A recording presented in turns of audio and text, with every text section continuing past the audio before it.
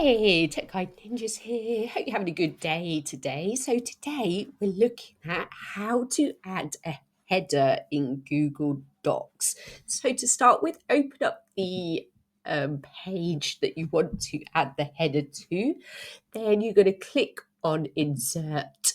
Then scroll down to where it says Page Elements. Scroll across and click on Header. So this is where you can add whatever text you want to have in your header. And there's a few different options for editing your header as well. So you can click on the Options tab. You can click on Header Format. So you can change how many inches it is from the top and from the bottom. When you're happy, click Apply.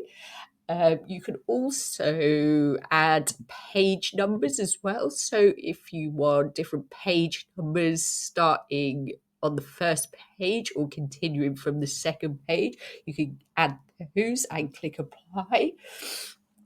What you can also do as well, you can make the header different on the first page to the second page. So if you want to do that, click on Different First Page and then click and write your new text. So you can see you have that text here. And when I scroll down, the first text that I wrote is on the second page header.